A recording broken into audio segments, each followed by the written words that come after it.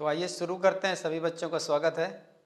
और देखिए, जैसे कि स्टेंजा एक प्रॉब्लम तो है ही, और स्टेंजा सॉल्व करने पर आपको खुद ही पता चलेगा। एक स्टेंजा मैंने कराया है, ये सेकंड स्टेंजा है, क्योंकि प्रिपरेशन अब ज़्यादातर ऑनलाइन ही पॉसिबल है। वो चाहे जैसे हो, चाहे जिस तरह से हो, सभी जानते हैं। तो यहाँ पर देखिए लिखा हुआ है पैब्लो नरूडा का फिर वही पोएम है कीपिंग क्वाइट, और इन 4 पंक्तियों में आपको 3 क्वेश्चन देने हैं। इन 4 पंक्तियों, तो वो जो 6 नंबर का मटेरियल है आपका, वो ये सामने दिया हुआ है। तो इसमें जो सभी बच्चों को एक प्रॉब्लम आती है या आ सकती है, तो वहाँ पर इसी को फील करना है कि देखिए इसमें काफ़ी स्ट्रगल करना पड़ेगा बच्चे को। अगर वो इसको थोड़ा सा रिस्पॉन्सिबल होकर के नहीं सीखेगा या प्रैक्टिस नहीं करेगा, तो फिर ये 6 नंबर मतलब उसके लिए थोड़ा ज़्यादा परेशानी वाले हो जाएंगे। और अगर ऐसे ही 6 नंबर इसके हो गए और पैराग्राफ के हो गए, अनसीन पैराग्राफ के 15 नंबर ऐसे वो रिस्की हो गए, और इधर वो मान लीजिए कोई स्टोरी है उसमें नहीं बना पाया, या ग्रामर में ऐसे करके कोई डिस्टर्बेंस हो गया, परेशानी हो गई, क्वेश्चन आंसर में कोई सटीक नहीं बैठा, तो ऐसा करके फिर वो पूरा 100 मार्क्स का जो पेपर है पूरा तरह डैमेज हो जाएगा। तो आपको एक एक स्पॉट, एक एक क्वेश्चन आपको प्रिपेयर करना पड़ेगा, और उसके प्रति आपको अलर्ट रहना पड़ेगा और थोड़ा सा रिस्पॉन्सिबल रहना पड़ेगा। अगर आप ये चीज़ नहीं सोचेंगे, अपनी तरफ से जिम्मेदारी नहीं लाएंगे, तो फिर देखिए पेपर में, चूंकि हमको तो लिखना नहीं, ना तो आपके पेरेंट्स को लिखना है, पेपर में आपको लिखना है, और वहाँ पर आप क्या करोगे ये आपसे बेहतर कोई नहीं जानता।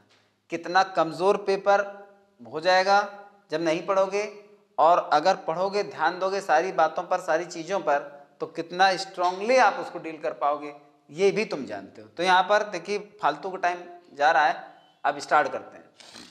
लिखा हुआ है व्हाट आई वॉन्ट, क्योंकि थोड़ा सा हल्का सा सर्दी की वजह से,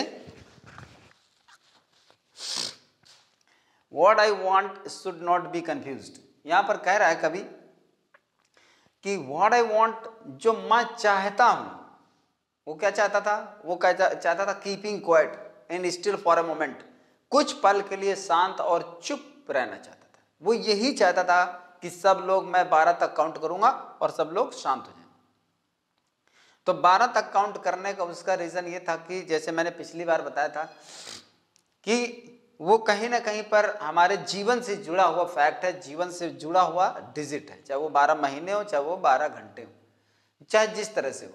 तो वो इस तरह से भी एक इशारा देता। 12 तक ही क्यों गिनता है वो इसीलिए गिनता है क्योंकि ये 12 का जो आंकड़ा है हमारी लाइफ से बहुत अच्छी तरह से जुड़ा हुआ है। क्योंकि आदमी साल भर काम करता है, थ्रू आउट द ईयर, तो यहाँ पर इस तरह से होगा, और या तो दिन भर काम करता है, तो इसलिए वहां पर सजेस्ट करता है व्हाट आई वांट, जो मैं चाहता हूं, शुड नॉट बी कंफ्यूज्ड, उसमें भ्रमित नहीं होना है। With total inactivity, with total inactivity का मतलब पूरी निष्क्रियता के साथ। आप ये मत समझिए कि शांत रहने का मतलब होता है हाथ पैर बंद कर दो। उसने कहा था कि कोई बोले ना और कोई हाथ ना हिलाए, फर्स्ट स्टेंजा में सबसे पहले यही आता है। तो उसका मतलब ये नहीं कि आप सारा काम छोड़ करके घर में चुपचाप बैठ जाइए, आराम करिए और इसके बाद कुछ न करिए, वो ये नहीं कह रहा। वो कहता है कि life is what it is about, total inactive नहीं होना है। मतलब उसको मतलब है कि we should be quiet and still for a moment in our life, we should lead our life peacefully and quietly. चुपचाप शांति पूर्वक हमको, मतलब बिना किसी अटेंशन के, बिना किसी मतलब झगड़े फसाद के, इस तरह से, मतलब कोई हलचल ना होनी चाहिए जीवन में और पृथ्वी में, दुनिया में, देश में। Life is what it is about, जीवन वही है जो उसके बारे में लोग कहते हैं। लाइफ इज व्हाट, जीवन वही है। करा कि इट इज अबाउट, इसके विषय में जो आपने सुन रखा है, इसके विषय में जो सुन रखा है जीवन में। Life is a living condition, एक जीवित स्थिति को ही जीवन कहते हैं। Life is life. तो कहता है I want no truck with death, इसमें मृत्यु से कोई लेना देना नहीं है। मतलब ये नहीं है कि बैठ गए और एक लाइफलेसनेस जीवन जीने लगे, मतलब जिसमें से जीवन है ही नहीं, बिना जीवन का एक जीवन जीने लगे, तो उसका मतलब मृत्यु से नहीं है।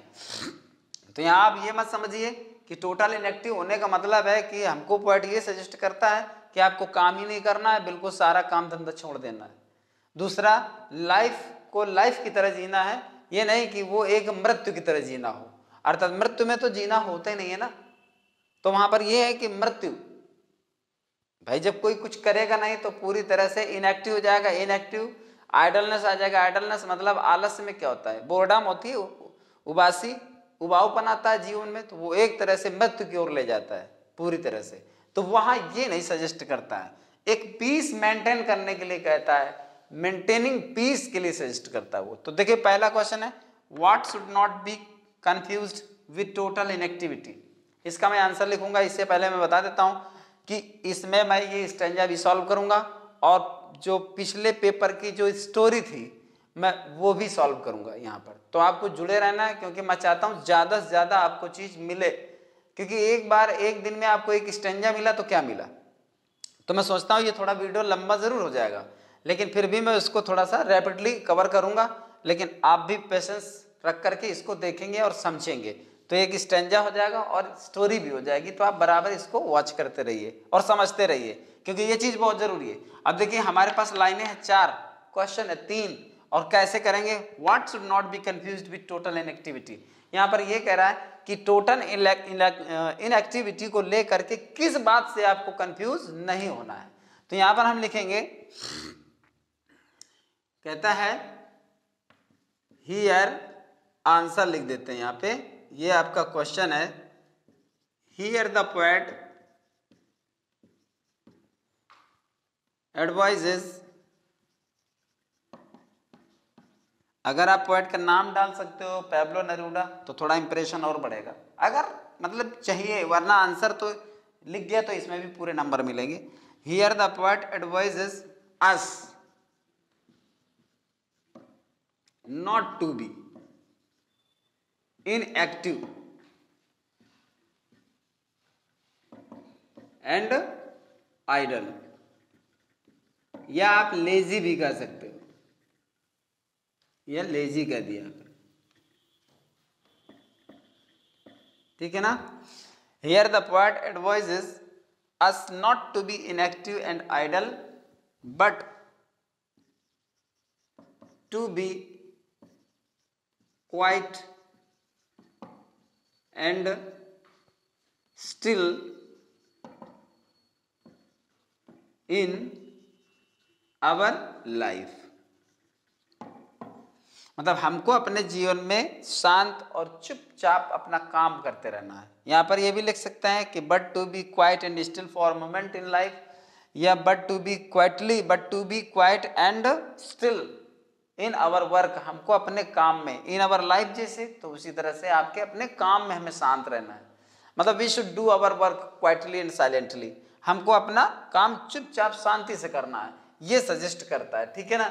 यहाँ पर ये देखिए, अब कह रहा है कि कंफ्यूज नहीं होना आपको। कंफ्यूज का मतलब टोटल इनएक्टिविटी से ये नहीं कंफ्यूज होना है कि मतलब वो कह रहा है कि बिल्कुल इनएक्टिव और आइडल हो जाए, मतलब we should leave our job, we should leave our work, हमको अपना काम छोड़ देना है और चुपचाप जाकर के बैठ जाना, ऐसा नहीं कह रहा। वो कह रहा है कि जीवन में शांति होना चाहिए। मतलब he suggest that he suggests only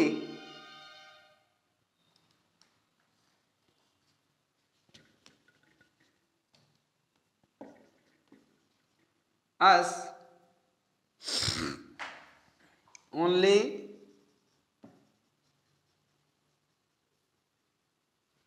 maintaining peace in life। तो वो केवल हमको जीवन में एक शांति बनाए रखने के लिए सलाह देता है, सुझाव देता है, और वो ऐसा कुछ नहीं कहता जिससे आप इनएक्टिव जाओ। अब आपको थोड़ा गौर करना है कि ये चीज आपको जो यहाँ दिख रही है, इससे आपको पूरा सेंस लेना है, डीप सेंस। पूरी पोएम के साथ जब आप पढ़ोगे उसको, तब उसका सेंस आपको समझ में आएगा और तभी आप जाकर ये आंसर लिख पाओगे। वरना इन 4 लाइनों में 3 आंसर, वो भी इस तरह के समझा करके, आप नहीं लिख पाओगे।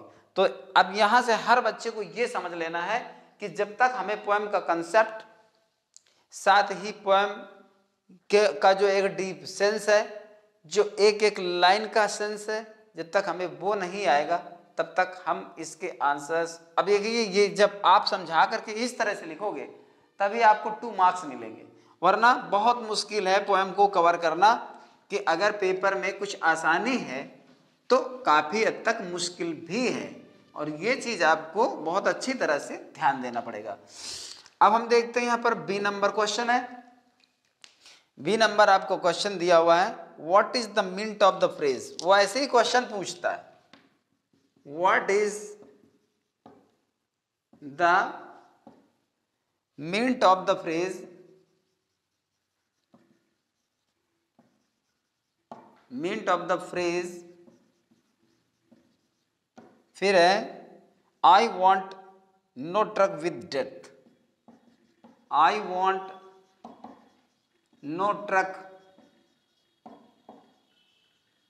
विद, और फिर लिख दिया डेथ, और ऐसे करके दे देता है वो सिग्निफाई।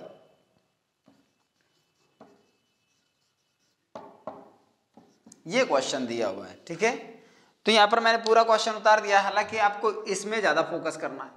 अब देखो यहां पर अगर किसी बच्चे को ये नहीं, और देखो सिर्फ एक शब्द की वजह से वो इस सेंस को मतलब छूने से मतलब दूर रह सकता है, अर्थात ये उसके बस की बात नहीं भी हो सकती है। ट्रक माने वो गाड़ी समझेगा, लेकिन यहां ट्रक का मतलब होता है विनिमय करना, व्यापार करना, ठीक है। तो ट्रक का मतलब होता है विनिमय या व्यापार करना, मतलब होता है बिजनेस, ठीक है ना।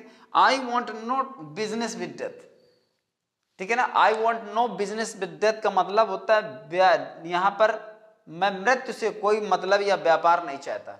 यहाँ होता है कि I have no business with you, I have no business with him, मुझे उससे कोई लेना देना नहीं। अब लेना देना क्या होता है, लेना देना क्या होता है, लेना देना बिजनेस होता है ना, वही तो बिजनेस है, मतलब इन्वेस्ट करना या किसी को कुछ देना, उससे कुछ लेना। तो आई हैव नो बिजनेस,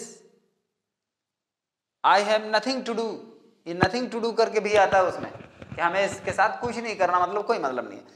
तो बिजनेस का मतलब व्यापार, और व्यापार का मतलब लेना देना, अर्थात I want no truck with death, अर्थात डेथ से मेरा कोई मतलब नहीं है। तो पहले ट्रक को समझिए, अगर ट्रक को नहीं समझ पा रहे हो तो फिर आपको इस फ्रेज में बहुत मुश्किल पड़ेगी कि आप सही अर्थ दे सको। अब इस कहते कि the phrase of meaning of the phrase, इस जो फ्रेज का मतलब है वो क्या सिग्निफाई करता है, वो क्या महत्व बताता है, किस तरह से अपनी वैल्यू दिखाता है। तो यहां पर हम देखिए लिखते हैं, यहां पर ये मैं लिखा रहने देता हूं, इससे हमें आपको पता चल जाएगा। अब यहां पर कह रहे हैं I want no truck with death, तो इसके कहने का मतलब यह है कि life is what is it is about, मतलब वो जीवन है, यहां पर मृत्यु से कोई लेना देना नहीं है। तो यहां पर लिख देंगे in this phrase the poet says that life is a living condition, living condition, and it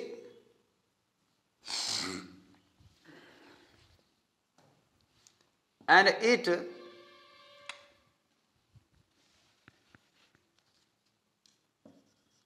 does not associate with death, keeping quiet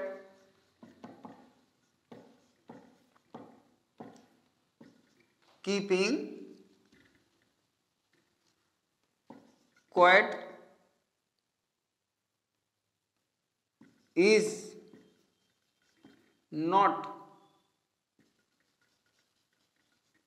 sitting idle and inactive.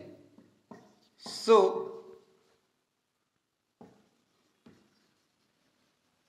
we should have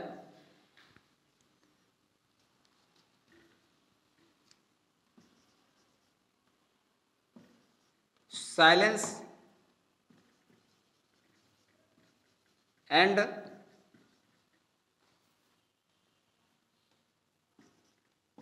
piece in life. मतलब ये हो गया यहाँ पे कि देखो कह रहा है कि in this phrase the poet says that, कवि कहता है life is a living condition, जीवन एक जीवित स्थिति को कहा जाता है। जीवन एक जिंदा वस्तु है, जीवन एक जीवित स्थिति है। And it does not associate with death, और इसका मृत्यु से कोई लेना देना नहीं, इससे मृत्यु से कोई लेना देना नहीं है। यहाँ पर मृत्यु की वो बात ही नहीं कर रहा। टोटल इनएक्टिविटी का मतलब मृत्यु से नहीं है कि आप निष्क्रिय होकर बैठ जाइए, बिल्कुल मृत्यु को प्राप्त कर लीजिए, ऐसा नहीं है। Keeping quiet is not sitting idle and inactive, so we should have silence and peace in life, या we should have a silent and peaceful life, ऐसा भी कह सकते हो। तो यहाँ पर मतलब होता है सिटिंग आइडल, या जैसे हम ये कह दें कि peaceful and silent life does not have a connection with death. तो ऐसा भी, जैसे मान लो कोई है बच्चा, उसको एसोसिएट नहीं आ रहा कि एसोसिएट वो कैसे लिखेगा, मान लीजिए मैंने तो लिख दिया, पर एसोसिएट उसके माइंड पे आएगा नहीं आएगा, कनेक्शन आएगा। कनेक्शन का मतलब उससे कोई जुड़ाव नहीं है, उससे कोई संपर्क नहीं है। मतलब हम कह दें कि it does not have any contact with death, तो कॉन्टैक्ट भी लिख सकते हो। It is not contacted with death, अर्थात इसका मृत्यु से कोई संपर्क नहीं है, मृत्यु से कोई लेना देना नहीं। It does not have any connection with death, मृत्यु से इसका कोई लेना देना नहीं है। तो यहाँ पर ये चीज, ये लाइन आपकी जो है ये आपकी अनिवार्य कंपल्सरी लाइन है। ये यहाँ तक ये लाइन कंपल्सरी है। बाकी देखो ऐसा तो होता ही है कि जब आप किसी चीज को समझाते हो तो एक दो बात और लिख देते हो एक्स्ट्रा, तो वो और ज्यादा आपका पक्का हो जाता है, क्लियर हो जाता है और अच्छा भी लगता है। चाहे तो आप यहाँ से लेकर यहाँ लिख देंगे तो आंसर हो जाएगा, लेकिन अगर और थोड़ा सा लिख दिया जाता है तो आपके आंसर में जो थोड़ी बहुत इधर उधर की बात होती है वो और क्लियर हो जाती है। कि keeping quiet is not sitting idol, शांत बैठने का मतलब है आलसी होकर नहीं बैठना है। So we should have silence and peace in life, इसलिए हमारे जीवन में शांति और मतलब चैन जिसको कहते हैं, पीस माने सुख या चैन, शांति और चैन होना चाहिए। तो इस तरह से यहाँ पर ये सेंटेंस था और इस तरह आपको ये ध्यान देना यहाँ पर। अब देखिए ये दूसरा क्वेश्चन था, दूसरा क्वेश्चन जो लिखा हुआ है, तो दूसरा क्या था, ये तीसरा अब यहाँ पर लेंगे। Which word the extract in the extract is antonym of movement और एक्शन। सबसे पहले तो वो कह रहा है एक्सट्रैक्ट, तो एक्सट्रैक्ट का मतलब होता है यही पार्ट जो पोएम का अंश होता है। ये जो हमने लिया है, ये जो स्टैंजा, इसी को एक्सट्रैक्ट कहते हैं। तो इस सारी चीजों को प्रश्न में समझ करके तभी कोई कदम उठाया जाता है और उसको समझा जाता है। फिर इसके बाद यहाँ पर लिखा हुआ है एंटोनिम ऑफ मूवमेंट और एक्शन। तो यहाँ पर कह रहा है एंटोनिम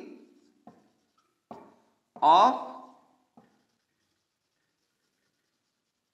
मूवमेंट और एक्शन। यहाँ पर देखो देना एक ही है आपको, मूवमेंट और एक्शन का एंटोनिम देना है। तो अब देखो ऐसा नहीं कि चाहे इसका दे दो चाहे इसका दे दो, हाँ ये भी चाहे समझ सकते हो आप कि इसका बता दीजिए चाहे इसका बता दीजिए, क्योंकि उसका जो जिसने पूछा है उसका इरादा यही है कि अगर इसका बताएगा तो वही बताएगा और इसका बताएगा तो यही बताएगा। तो यहाँ पर आपका ये दिख रहा होगा इनएक्टिविटी, ठीक है ना। तो ये आपको पूरी तरह से इसमें सेट हो जाएगा इनएक्टिविटी। और इनएक्टिविटी का मतलब क्या होता है, इनएक्टिविटी का मतलब होता है निष्क्रियता। तो जिस चीज में मूवमेंट बना रहता है, मूवमेंट का मतलब समझते हो ना, मूवमेंट का मतलब होता है व्यक्ति आगे बढ़ता रहता है, तो वो एक्टिव होता है, वो एक्टिविटी होती है। तो चूंकि हम इन हटा देंगे तो एक्टिविटी हो जाएगा, एक्टिविटी का मतलब मूवमेंट हो जाएगा, ठीक है ना। और एक्टिविटी जिस चीज में है वो एक्शन में है, वही एक्शन है। तो एक्शन ये भी नाउन है और एक्टिविटी ये भी नाउन है। चूंकि ये इनएक्टिविटी है तो ये इसका एंटोनिम हो गया। मूवमेंट भी नाउन है और ये चूंकि नाउन है और ये यहाँ पर उसका एंटोनिम है तो इसलिए इनएक्टिविटी हो गई। तो दोनों में से किसी का भी अगर आप लिखते हो तो वो यही लिखोगे और ये लिखोगे तो दोनों का अपने आप सही हो जाएगा। और आप सोचिए जरा कि अगर इस वर्ड को सेलेक्ट करने में गड़बड़ कर गए, अगर अर्थात ये नहीं समझ पाए और कहीं आपने ये कर दिया क्योंकि नया वर्ड है और सेंस भी नहीं लड़का समझ पाता तो वैसा ही शब्द चुन लेता वो कि यही होगा, यही नहीं होगा, ये कोई जो नहीं है, यहाँ पर ये है। तो होता है आई वॉन्ट नो ट्रक, ठीक है ना, और विद डेथ। तो इनएक्टिविटी का मतलब मूवमेंट, ठीक, और ये एक्शन। और इस ट्रक का मतलब मैंने बताया कि कोई लेना देना नहीं है, मतलब कोई उसका बिजनेस नहीं है, विनिमय करना, आदान प्रदान करना भी होता है ट्रक का मतलब है। तो ये आपका हो गया पूरा स्ट्रेंजा। तो इसको आप समझिए, चाहे तो इसको कॉपी में नोट भी कर सकते हैं, मतलब पॉज कर करके वीडियो को, ताकि आप इसको बाद में रिवीजन कर सकें। अब यहां पर हम लेते हैं स्टोरी। स्टोरी जो कि है आपकी पिछली स्टोरी जो थी अगले पीछे वाले से, ये थोड़ा और आगे वाले सेट का स्ट्रेंजा है, आप देख लीजिए उससे मिल जाएगा। 4 लाइनें ही थी और 4 लाइनें मैंने ली थी। तो यहाँ पर आपकी स्टोरी है और अनसॉल्व्ड में है वो, तो उसको आप देख लीजिए। आशा के बिना मानव जीवन असंभव है। ये हिंदी टू इंग्लिश। और यहाँ पर ये ध्यान देना है कि स्टोरी को पूरा कलेक्टिवली आप ना लेकर चलिए, एक एक सेंटेंस आप बनाइए, इसमें हर तरह के सेंटेंसेस का कलेक्शन होता है, और अगर हर चीज जब पढ़ चुके होता है तभी स्टोरी पूछी जाती है, और हर तरह का आपको इसमें ग्रामर का प्रयोग करने को मिलेगा। आशा के बिना मानव जीवन असंभव है। तो यहां पर लिख देंगे ह्यूमन लाइफ इज इम्पॉसिबल, ठीक, और विदाउट होप। तो हो गया आशा के बिना, ह्यूमन लाइफ इज इम्पॉसिबल, मानव जीवन असंभव, विदाउट होप माने आशा के बिना। बहुत इजी है, आप आराम से कर सकते हो। यदि आशा ना होती तो मनुष्य का जीवन बड़ा बोझिल और दुखमय हो जाता। आप धीरे से देखिए, कॉम्प्लिकेशन शुरू होता है, धीरे से स्टोरी कठिन, लेकिन कठिन बिल्कुल नहीं है बहुत इजी। लेकिन ये है कि लड़का सेंटेंस के उसको सेंस को समझ पाए और उसको सही ढंग से यूज करे। पहले तो कंडीशनल सेंटेंस है, और ये कंडीशनल सेंटेंस किसी न किसी वीडियो में मैं रोज बताता रहता हूँ। अभी लास्ट वाले वीडियो में भी मैंने बताया विल और वुड के फर्क में मैंने जो बताया कंडीशनल बताया, कहीं ना कहीं मैं बताता रहता हूँ। यदि आशा न होती, if there was no hope, ये हो गया, कॉमा लगा देंगे, तो मनुष्य का जीवन बड़ा बोझिल और दुखमय हो जाता। तो हम लिख देंगे human life would be very boredom, या मोनोटोनस लिख सकते हो। अब देखो, मोनोटोनस एक ऐसा शब्द है कि बच्चों को नहीं आएगा, लेकिन बोझिल का मतलब आप समझते हो, बोझिल का मतलब बोझ से है, हैवी माने क्या होता है, ये तो आएगा ना। मतलब आप अपनी मीनिंग लगाइए, मेरा काम है समझाना, मैं समझा रहा हूं, मेरा काम है कि एक नया वर्ड देना आपको, इसलिए लगा दिया कि बच्चे को इसी बहाने एक नया वर्ड मिल जाएगा।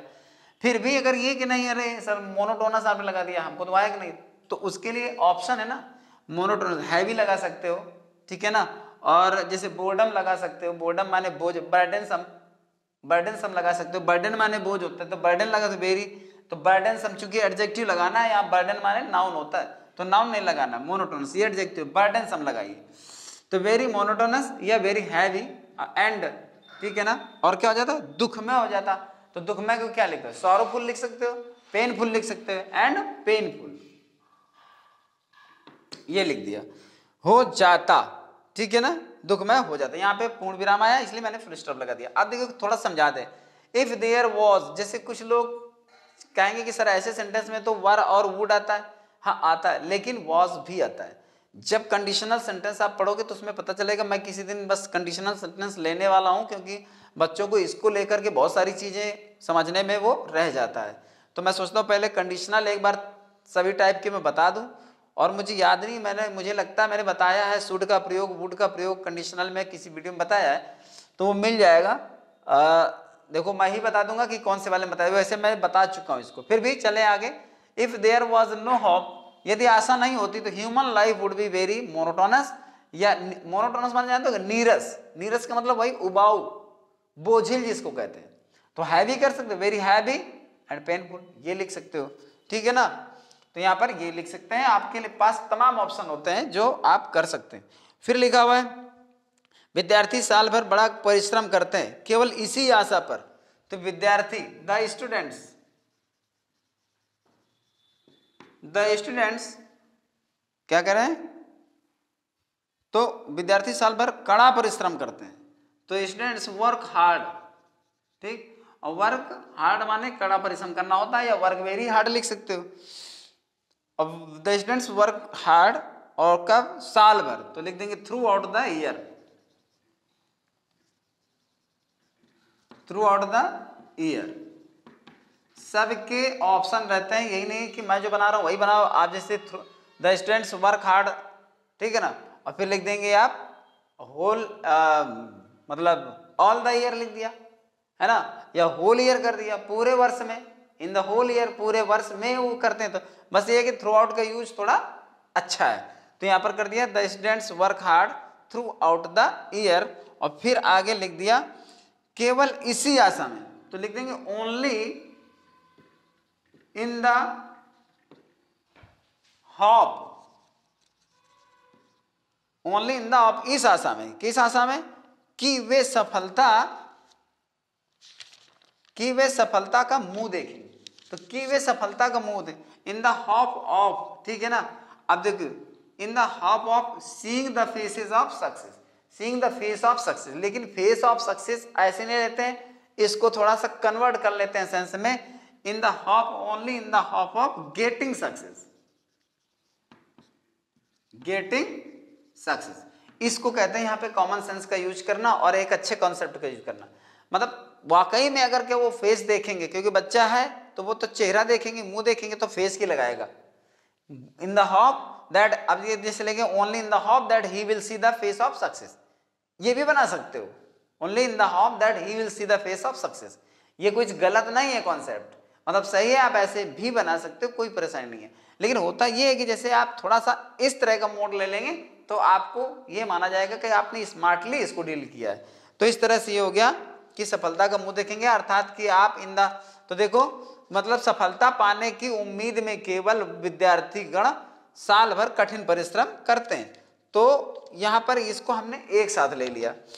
अब इसके बाद क्या है, इसके बाद है एक किसान घोर उष्णता और शीत का तनिक भी ख्याल नहीं करता। बस यहाँ पर जब सेंटेंस इस तरह के आते हैं तो मुझे पता है स्टूडेंट्स यहाँ पर काफी हद तक अपने आप को परेशानी में महसूस करते हैं, लेकिन महसूस क्या करना है भाई, बनाना तो पड़ेगा ही, ये बात पक्की है। लेकिन आपको ये समझना है कि सबसे बढ़िया चीज जानते हो क्या था, जैसे मैंने इसको कन्वर्ट कर दिया, जब आपको सेम मीनिंग नहीं आती, उष्णता या घोर नहीं आता है ना, जैसे घोर नहीं आता है, तो इनको क्या करना पड़ता है कि थोड़ा सा इनकी जैसे ना सिनोनिम्स होता है हिंदी में, मतलब उष्णता का मतलब उष्ण ने गर्मी, गर्मी का मतलब हॉट, अब उष्णता पहुंच गया उष्णता में, ठीक है। घोर, घोर का मतलब बहुत ज्यादा, यानी हार्ड, ये सेवर कर दिए, सेवर माने होता है SEVER, सेवर, सेवर मतलब होता है सेवर हीट या सेवर कोल्ड, ये बिटर कोल्ड हो जाता है, या एक्सट्रीम कर दिए, एक्सट्रीम हॉट। तो इस तरह से आपको ये चीजें मिल जाती हैं, इनमें ज्यादा परेशानी नहीं उठानी पड़ती, लेकिन इसके लिए आपको बहुत जल्दी अपने माइंड को यूज में लाना पड़ता है। अब यहां पर देखें, लिखेंगे एक किसान, तो लिख देंगे ए फार्मर, ए फार्मर का ध्यान नहीं करता, तनिक भी ध्यान नहीं करता, a farmer pays no attention, no attention, और अटेंशन के साथ आता है preposition to, no attention to the extreme लगाया, एक्सट्रीम हॉट एंड, फिर लिख दिया बस कोल्ड, भाई एक्सट्रीम इसमें भी चल जाएगा, इसमें भी चल जाएगा। A farmer pays no attention to the extreme hot and cold, यहां पर लिखा एक किसान घोर उष्णता और शीत का तनिक भी ध्यान नहीं करता, अर्थात उसकी तरफ जरा भी ध्यान नहीं करता। तो ध्यान नहीं देता मतलब ये हो जाता है, जब किसान काम करता है तो उसको इन सारी चीजों को होश ही नहीं रहता है। फिर लिखा इसी प्रकार व्यापारी लोग व्यापार में धन लगाते हैं, इसी प्रकार की अंग्रेजी। अब इस तरह के देखिए एडवर्ब्स जो होते हैं आपको बहुत ज्यादा ध्यान रखना पड़ता है, ठीक। अब जैसे ये लगा दिया सिमिलरली, सिमिलरली इसी प्रकार से, और लाइक दैट, लाइक दिस, ऐसे भी बच्चे लगा, जब नहीं आता है तो लगाना ही पड़ता है, लेकिन ये होता है कि थोड़ा अच्छा शब्द लगेगा तो और अच्छा बनेगा, और ऐसे शब्दों से ही आपकी जो मैटर जो होता है उसकी वैल्यू बढ़ती है। बस ये भाई, कहीं पर आप सिंपल वर्ड लगा गए, कहीं पर कोई विशेष वर्ड लगा गया तो उसके वहीं पर कम ज़्यादा नंबर होते चले जाते हैं, बाकी गलत किसी को नहीं होता, बस नंबर ही कम ज़्यादा होते हैं। लिटरेचर में यही होता है, या ग्रामर में इस तरह की स्टोरीज वगैरह में वो होता है जो डिस्क्रिप्टिव होते हैं वो, और अगर जो मतलब ऐसे होते हैं कि थोड़ा बहुत मतलब वन वर्ड आंसर इस तरह के होते हैं, एंटोनिम सिनोनिम्स वन वर्ड ऐसे करके, तो इनमें कोई चांस नहीं होता। सिमिलरली इसी प्रकार व्यापारी लोग व्यापार में धन लगाते हैं, द बिजनेसमैन, अब व्यापार में धन लगाने का मतलब क्या होता है, invest. Businessman invest their money in the business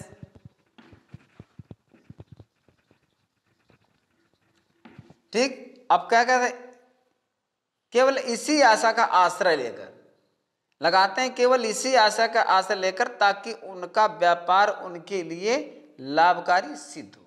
तो यहाँ पर अब देखो, इसी आशय का आश्रय लेकर ये पूरा कह रहा है, तो आश्रय माने शेल्टर होता है, ठीक है ना। अब हम कहते हैं कि इसी आशय को लेकर केवल, अब देखो यहाँ थोड़ा सा स्मार्टली लोगों, अगर एक एक शब्द पर कभी कभी जाते हैं तो इसका साइड इफेक्ट भी होता है कि आप सेंटेंस को गलत कर जाओगे। तो यहाँ पर वो बिजनेस हॉपिंग दैट केवल इतना कर दिया, हॉपिंग दैट कर दिया, मतलब ये ऐसा करते हुए कि, तो इसी आशय का आश्रय लेकर, तो वह सेंस है वो, उसने वो आपको डिस्टर्ब करने के लिए थोड़े बहुत ऐसे शब्द डालता है कि आप उलझ जाओ। बल्कि देखिए इसमें क्या है, मतलब ये ऐसा करते हुए व्यापार में व्यापारी पैसा लगाते हैं कि, अच्छा आप यही कह दो।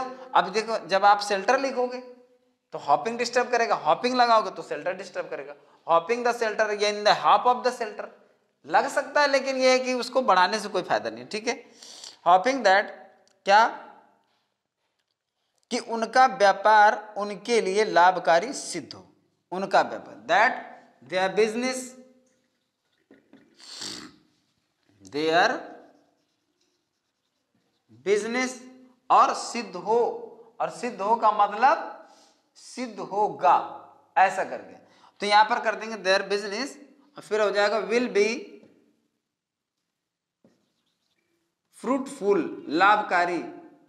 अब देखो लाभकारी ये होगा कि मतलब फल देगा, और नहीं तो आप लाभकारी में यूजफुल का भी प्रयोग कर सकते हो, ठीक है ना। विल बी फ्रूटफुल यानी लाभकारी सिद्ध हो, और अगर ऐसा नहीं बना रहे हो तो एक चीज और आप बना सकते हो, विल प्रूव टू बी, फिर लिख सकते हो फ्रूटफुल, फिर आप ये लिख सकते हो, ठीक है। अब देखो इसमें तमाम चीजें होती हैं, जैसे in the business hoping that their business will prove to be fruitful. अब विल लगा सकते हो और या मे लगा सकते हो, क्योंकि सो दैट भी लगा करके हमें मे का प्रयोग करना होता है।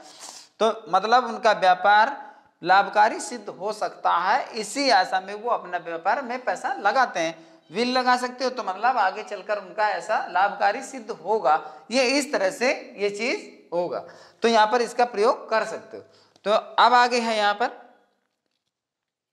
लाभकारी सिद्ध हो, तभी तो बुद्धिमान तथा महापुरुषों ने आशा को मानव रूपी जहाज का संबल कहा है। अब यहां पर कह रहा है तभी तो, और तभी तो का मतलब क्या होगा, मतलब तभी तो बुद्धिमान लोग, तभी तो मतलब दूसरे में कन्वर्ट करो। अब तभी तो का मतलब होता है इसीलिए, अगर सही अर्थ लें तो तभी तो का मतलब है इसीलिए, इसलिए हम प्रयोग कर देंगे दैट्स वाई द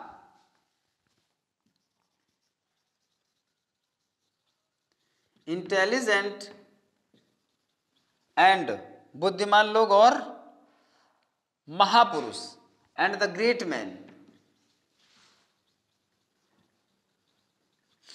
बुद्धिमान लोग और महापुरुष यानी ग्रेट मैन अब क्या करते हैं, अब ने आशा को मानव रूपी जहाज का संबल कहा है। अब कहा है में क्या कर देंगे, हैज सेड, हैज सेड कर सकते हो या से कह सकते हो, कहते हैं चूंकि आज भी कहते हैं, तो हैज सेड चूंकि जिस टेंस में उसी टेंस में बनाइए। हैज सेड क्या कहा है, आशा को मानव रूपी जहाज का संबल, तो यहां पर that is why the intelligent and the great man has said, और फिर लिख देंगे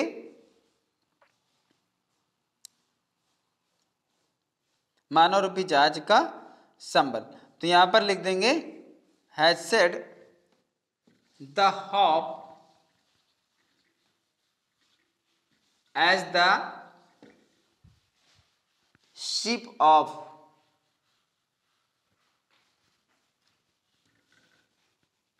नहीं, मानव रूपी जहाज का संबल कहा है, आशा को कहा है। तो has said the support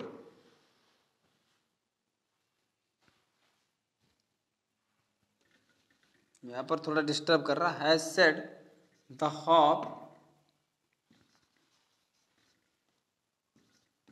as a support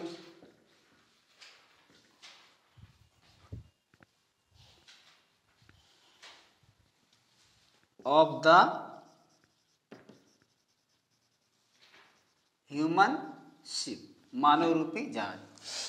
ठीक है, देखो ऐसा होता है ना कि माइंड पे चल रहा होता है, एकदम से डिस्टर्ब होता है, तो और यही चीज काफी बड़ी चीज होती है, बड़ा मुश्किल काम होता है। यहाँ पे कभी कभी हो जाता है माइंड में कोई चीज आई और एकदम से निकल गई, तो फिर एक बार कंफ्यूजन हो जाता है, तो फिर हो ही जाता है वो। खैर चलिए, तो यहाँ पर हो जाएगा that is why the intelligent and the gentleman, gentleman की यहाँ पर स्पेलिंग गलत है, इसलिए मैं थोड़ा सा पीछे से पढ़ता हूँ, क्योंकि नहीं ग्रेट मैन है तो जेंटलमैन क्यों पढ़ रहा हूँ, सही तो लिखा है ग्रेट मैन। और फिर has said the hope as a support. अब देखो यहाँ पर जो संबल आया है, संबल का मतलब जानते हो क्या, संबल माने सहारा होता है। अब जैसे संबल आप नहीं समझ पाओगे, जबकि सपोर्ट बहुत आसान है। सपोर्ट लिख सकते हो और रिसोर्स लिख सकते हो, मतलब साधन, और या फिर आप बेस माने आधार, ऐसा भी कर सकते हो। तो कोई ऐसे नहीं है, संबल को समझ जाओ तो यूज कर सकते हो आराम से, और अगर ना समझ पाए तो फिर आपके लिए प्रॉब्लम हो जाती है कि हम इसके लिए क्या लगाएं और ये किस सेंस में कह रहा है। तो यहाँ पर हो गया, एक बार फिर देख लेते हैं, human life is impossible without hope, if there was no hope human life would be very monotonous and painful. The students work hard throughout the year only in the hope of getting success या achieving success कर सकते हो। A farmer pays no attention to the extreme hot and cold. फिर यहाँ पर लिख देंगे similarly the businessman invest their money in the business hoping that their business will prove to be fruitful. और अगर कुछ लिखा हो कि जीवन में या फ्यूचर में, तो वहां जोड़ सकते हो सकता रह गया, वरना पूरा बना है। That's why the intelligent and the great man has said. ठीक है, और सेट के बाद अब देखो, जैसे यहाँ पर हम आपको नहीं ये जोड़ते नहीं बन रहा है, तो सेट के बाद आप दैट से जोड़ सकते, दैट हॉप इज, है ना। यहाँ पर इंफेसिस कर रहा है इसलिए मैंने यहाँ द लगा दिया। सिंगल आप बनाओगे तो कोई जरूरत नहीं है, आप सीधे लिख सकते हो that hope is the support of the ship of human life. आप ऐसे भी जोड़ सकते हो, क्योंकि जितना ज्यादा हम सेंटेंस को तोड़ के बनाते हैं, कंजंक्शन का सहारा लेकर बनाते हैं, उतना ज्यादा आसान हो जाता है बनाना। और ये शिप कोई लिखना जरूरी नहीं है, of the ship of human life, सीधे आप लिख सकते हो that hope is the support of human life, ऐसे कर सकते हो। क्योंकि शिप है तो शिप हम दे रहे हैं, कोई प्रॉब्लम नहीं। तो अगर इसमें आपको यहां से प्रॉब्लम हो इस जगह से, तो सीधे लिख सकते हो the intelligent and the great man has said that hope is the support या hope is the resource of the ship of human life. तो यहाँ पर ये होता है, जैसे अब एक प्रॉप, एक वर्ड प्रॉप होता है, प्रॉप माने जानते हो क्या होता है? प्रॉप माने एक डंडा होता है, डंडा मीन्स क्या होता है, सहारा। प्रॉप जैसे कोई चीज कहीं लगा दिया जाता है सहारे के लिए, सपोर्ट के लिए, तो वही प्रॉप और सपोर्ट एक ही चीज, दोनों बिल्कुल करेक्ट एक दूसरे के सिनोनिम्स हैं। तो ये चीज आप आराम से इस्तेमाल कर सकते हो। यहां से अगर दिक्कत करता तो दैट लेकर के दूसरा सेंटेंस बना करके, दूसरी क्लॉज बना करके उसको एडजस्ट करके बना सकते हो, और स्टोरी में ये सब चलता है। लेकिन स्टोरी में कहीं दूर का सेंस ना हो, और जो वर्ड्स का प्लेसमेंट है वो सही हो। थोड़ा बहुत एडजस्टिंग होती है कि नहीं, आप कोई चीज नहीं बन रही तो सेंस में ले लिया, लेकिन जबरदस्ती कोई चीज की आप एक्टिव बना ले तो उसको पैसिव बना दो। डायरेक्ट में आप दिया हुआ तो आप जबरदस्ती इनडायरेक्ट बना दो, इनडायरेक्ट में दिया तो जबरदस्ती डायरेक्ट बना दो, ये नहीं चलता है। हाँ, ये है कि ज्यादातर पंक्चुएशन कहीं पर आए तो उनको फॉलो करिए, बाकी आप आराम से इसको बनाइए, अभ्यास करिए, और फिर आपको देखा जाए। तो यहाँ पर देखिए, फिर आप इसको देखिए, और देखने के बाद जो भी प्रॉब्लम हो, जिस तरह की हो, तो वो मुझको आप कमेंट करके बताइए। लाइक, सब्सक्राइब और शेयर ये सब पूरी तरह से आप करते रहिए। और फिर इसके बाद देखेंगे, एक लड़के ने मुझे बताया था कि सर चैनल एकेडमिक का और कंपटीशन का अलग कर दीजिए। तो हालांकि मैंने चैनल तो बना दिया है, लेकिन अभी सोच रहा हूँ कि अभी कुछ उसमें डिफेक्ट है, तो अभी उसको सब्सक्राइब ना करिए। लेकिन ये है कि जब मैं कह दूंगा तो मैं खुद वीडियो उसी में अपलोड करूंगा और फिर इसके बाद आप उसको सब्सक्राइब करिए। अभी आप उसको रुक जाइए, मैं बता दूंगा कोई, तब तक आप इसी में आप देख सकते हैं, ठीक है ना। तो सभी को बहुत बहुत धन्यवाद।